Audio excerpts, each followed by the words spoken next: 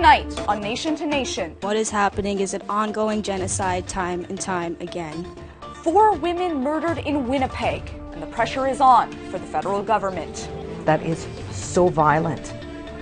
That is called normalized genocide, and it needs to stop immediately.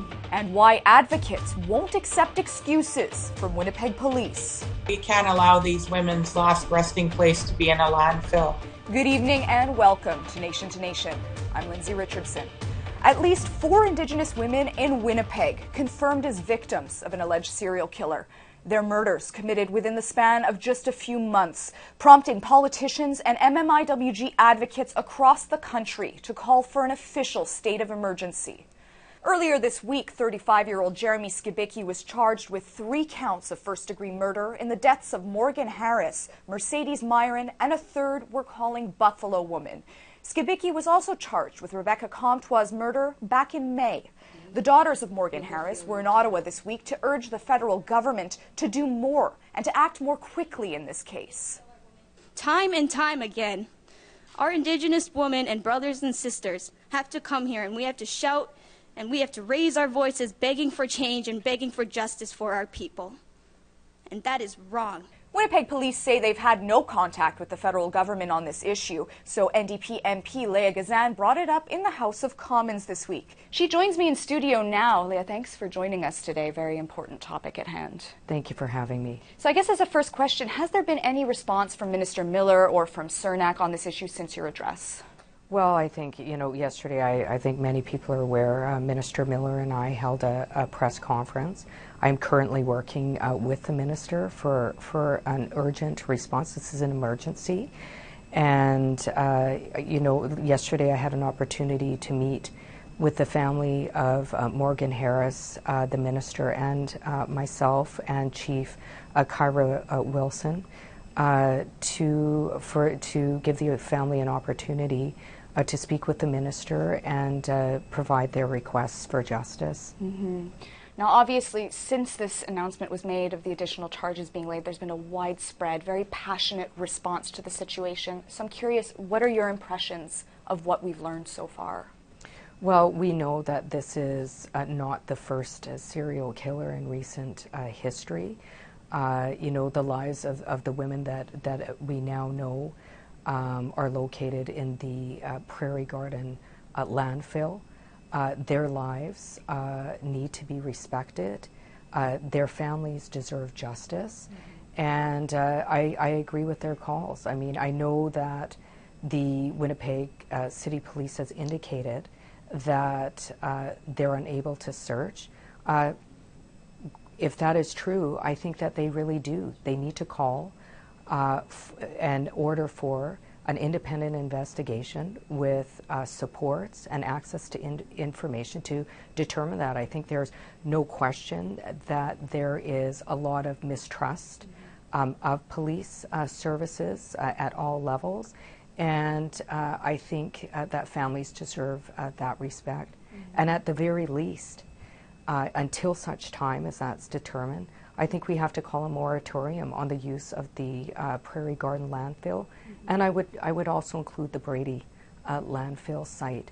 It is not okay that these landfills continue to be used when we know there are the remains of loved ones at these locations. It is not okay to put garbage on loved ones. That is so violent.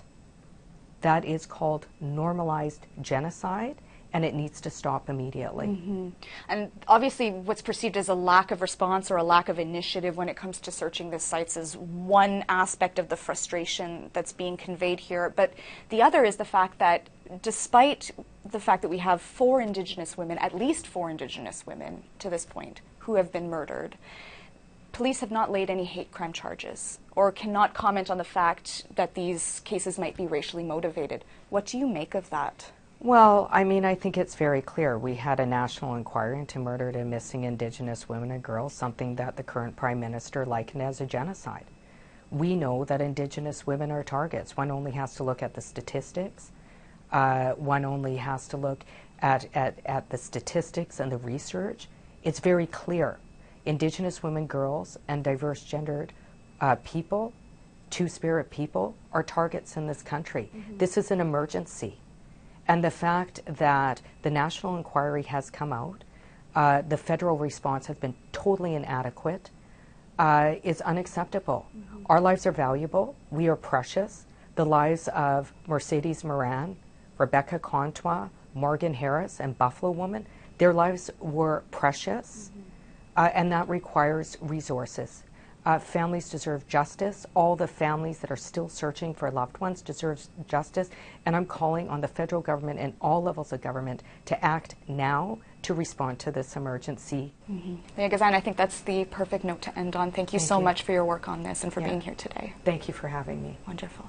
In a statement to APTN News, Minister of Crown Indigenous Relations Mark Miller said Winnipeg is the epicenter of this ongoing crisis of missing and murdered Indigenous women, girls, and Two-Spirit LGBTQIA+ people, and that his office will continue working with partners in Winnipeg and across Canada to end this crisis.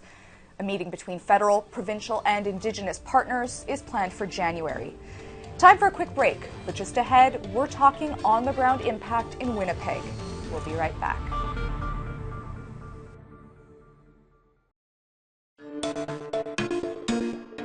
Welcome back. Winnipeg police have not laid hate crime charges or confirmed the alleged murders were racially motivated. They believe some remains were dumped at a landfill about 20 kilometers northwest of Winnipeg, but are opting not to search there due to asbestos deposits and thousands of tons of compacted debris. Is it impossible? Nothing's impossible. But is it likely that even if remains were found, that they would be discernible from animal remains? It's a tough question. This was certainly beyond the scope of something that we thought was feasible. According to a Statistics Canada report, Winnipeg is in the top 3 cities in Canada for murders, and the numbers are increasing. Indigenous people fell victims of homicide at a rate 6 times higher than that of non-Indigenous people. According to the WPS website, nearly half of all active missing persons cases in Winnipeg involve Indigenous people. One missing persons case still considered open or active is that of Claudette Osborne, a mother of 4 who disappeared in Winnipeg in 2008. Her sister, Bernadette Smith, is a member of the Manitoba legislature. She joins me from Winnipeg now. Thanks, Bernadette, for your time. Thank you for having me. You obviously and unfortunately have a personal connection to the issue of MMIWG. What can you tell us about the way the Winnipeg Police Service historically handles these types of cases? Well, I can speak about my sister's case. It took them 10 days to actually start investigating my sister's case. A couple of years ago, received a detailed letter with actually a map of where my sister could potentially be. The police basically told us that they walked and surveyed the area, but it's never been searched. Today, I actually called the detective in charge of my sister's case, and he said they don't have enough evidence to search. And non-Indigenous people in Winnipeg have had retention ponds dove. They've had command posts set up, and the police are putting out media releases all the time, but yet our Indigenous women don't get the same kind of resources paid to it. Well, we heard Police Chief Smythe say yesterday that they're really trying to be conscientious of the families and disseminating information in sort of a sensitive way in this case. But the public, on the other hand, already feels that the police is being dismissive of these murders and are not really showing the goodwill to investigate with that same sort of motivation. So I'm curious, do you agree with this opinion that they're just being dismissive in this case? I absolutely agree. I've spoken to a forensic anthropologist the last couple of days, a team that's worked with our Drag the Red team for the last 9 years. And they've assured us that, in fact, these women can be found, that these landfills can be searched, and there are ways that can be done, like bringing in cadaver dogs.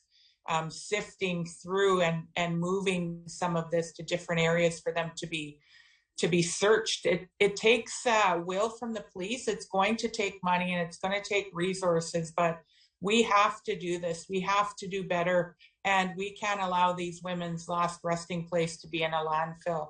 These families deserve to have their loved ones home. Mm-hmm. Now, on Tuesday, we heard directly from the police a very detailed sort of presentation about all of the obstacles that might impede searches at the Prairie Creek dump site, though they did say it's not impossible, it's just not feasible. Again, what do you make of that? Again, it takes the will of, the police to want to do it. I looked to Toronto and I posted an article on my social media this morning that points to Toronto actually doing a search of their dump, which is way bigger than the landfill that we're talking about here. They searched for months and they were able to recover this man's body. So if they can do it, we can do it, and there should be no excuses. And we won't take any excuses from this police. We are going to push the mayor, the city, to do the right thing, to push the provincial government as well to make some investments to make sure that this happens. And certainly the federal government. Everyone has a responsibility to ensure this happens, including society. We need an uproar from the community, and not just the Indigenous community, but everyone. What if this was their loved one? Would they not want to bring them home? Yeah, it's very hard to understand or even accept, that lack of motivation or push in this case. But your situation is quite interesting because you straddle two worlds here. You're a member of the legislature, so you are a political figure, but you're also a family member who's dealing with an incredibly personal story here. So with both of those realities combined, how would you describe the overall mood in Winnipeg right now as the situation is continuing to play out? Well, people are definitely, have been triggered emotionally, the families. They're needing supports. And I think about, community as well that aren't directly involved. They have some anger and, are really raising their voices to have this happen, for families to get their loved ones brought home and for the police to do diligently in their investigation. They've known for months that these women were in this landfill, and things have continued to be moved to this landfill. Why didn't this happen months ago?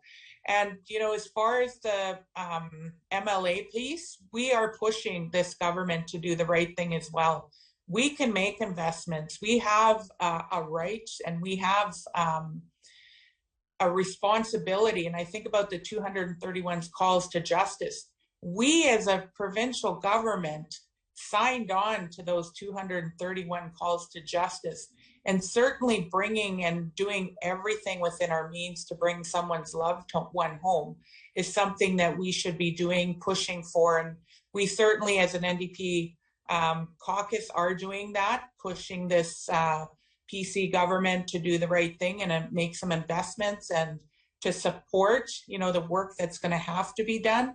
And like I said, we've been consulting with some forensic anthropologists that have worked on the Robert Picton farm, that have extensive experience, that work with the medical examiner here in Manitoba, and also work with the Winnipeg police. And they've told us that this can be done. Mm-hmm. Yeah, it is kind of difficult to stomach that, these forensic experts wouldn't be able to determine what would be possibly human remains versus what would be animal remains. So, and they say that funding is not the issue, the money is there. So what's the holdup?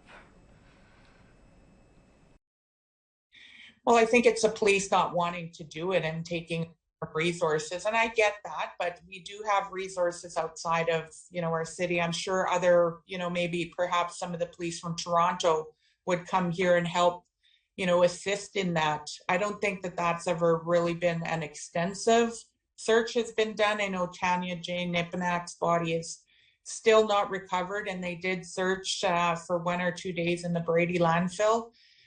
We can do it. And I've heard the police use this language that the Prairie Green landfill is a lot different than the Brady landfill. Why did we not keep searching for Tanya Jane Nipinak. Why are we hearing this language now? And I'm super disgusted. I'm appalled. I'm angry. You know, I can't believe that the police would even use that language to say that now, that it's a different kind of landfill, when they could have done that for Tanya Jane Nipinak's family. And they have to do this for all these 4 families, and including Tanya Jane Nipinak. They need to go back to that Brady landfill. Yeah. Now, these feelings of anger and frustration that you're describing are obviously shared by many people in the urban Indigenous community in Winnipeg, and we're already seeing sort of a mass community mobilization here, one that actually, forced the renaming of Jane Doe to Buffalo Woman, mainly on the request of elders. So I'm curious, what is the significance of that change to you? Well, I think Canadians need to realize that we're all related, that these are all our loved ones, that it isn't just an Indigenous issue, that it isn't just a woman's issue. And Buffalo Woman is like our relative. We're all interconnected. And we shouldn't be, leaving people unnamed. It dehumanizes. And I think we've done a lot of that within the colonial system in dehumanizing, making Indigenous people as less than, in that colonial project of, let's kill the Indian and the child, let's get rid of the Indian problem. That still exists today, and we need to shift that. And we need all of Canadians to realize that we are all human. We should all care about each other, and we should all be raising our voices to this. And again, I say it, what if it was their loved one? Would they not want every single avenue done to bring home their loved one, and every single resource possible used, to ensure that their loved one was brought home? Mm-hmm. A lot of different responsibilities here, a lot of moving pieces. We're talking about federal responsibility, we're talking about police responsibility. Now, I'm curious, how much onus is on the province of Manitoba to be warning people who live in Winnipeg that it's dangerous, particularly if you're an Indigenous woman? How else can we be protecting these women moving forward? Well, I think of, this man who I'm not even going to name. He was preying on women in our shelters. He was there to exploit them. Housing is a huge issue. We only have 36 beds that are allocated for females in our province.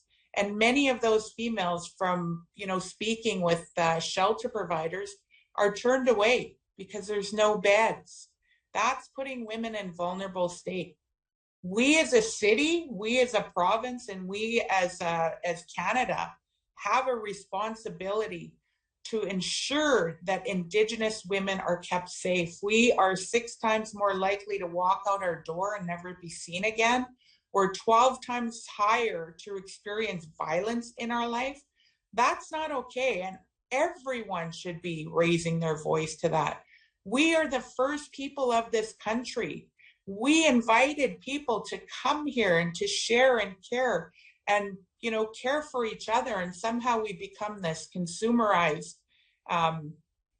society where it's, I care about myself and I care about my belongings, but I shouldn't care about anybody else outside my family. And I'm not saying everyone is like that, but a good portion folks are like that, and we're seeing that with the way that Indigenous people are treated in Canada, and people not raising their voices to this atrocity of genocide that's happening on our women in this country.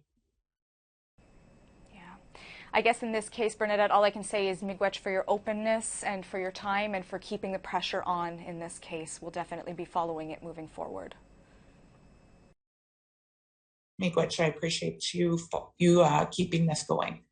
Time for another break, but when we come back, Cambria Harris's moment at the AFN Special Chiefs Assembly. Stay with us.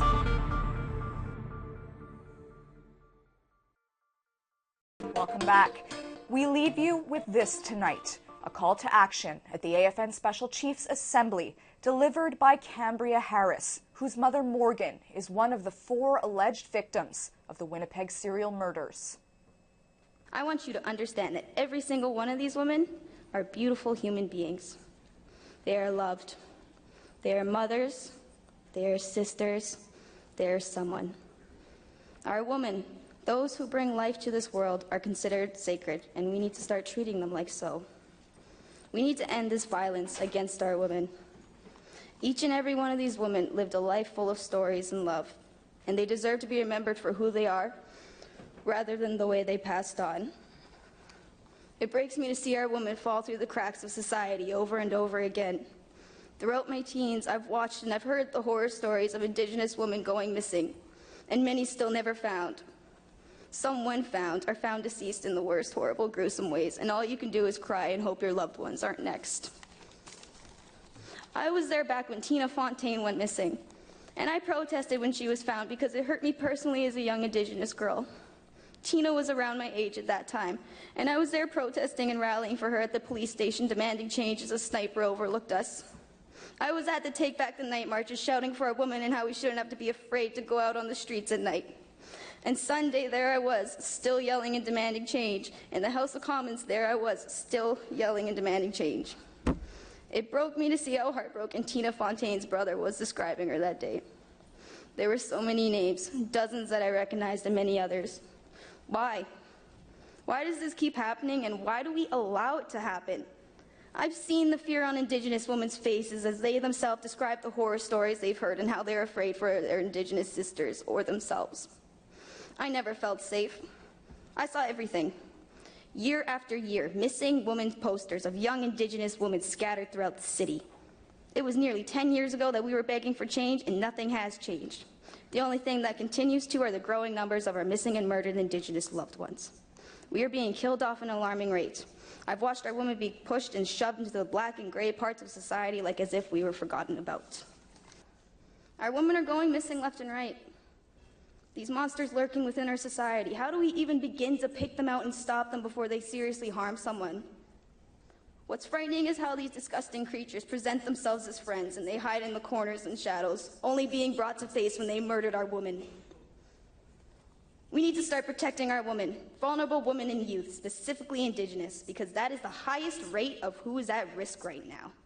And we all feel like we have targets on our backs, like as if we don't matter. As an Indigenous woman, we shouldn't have to live in fear ourselves or for our loved ones 24/7 around the clock. I can't sleep. I've heard my Indigenous sisters themselves say they're afraid to be next. They don't want to be next. They don't want to be another missing and murdered Indigenous woman. And they're more than that. That's not what they should be referred to. But it still happens, over and over. I watch my community come together for all of the wrong reasons. And society grieves. And then society forgets, over and over again. You guys have the power to make a change, and do your part in this by giving all missing and murdered Indigenous people the justice and respect they need. The system put in place, and the system that was meant to protect these women and keep them from harm, failed them, miserably and horribly. With that, we bring this week's episode of Nation to Nation to a close. If you missed any part of tonight's show, you can check out our website at aptnnews.ca or our podcasts at aptnnews.ca/podcast. I'm Lindsay Richardson. Thank you for tuning in this evening, and until next time.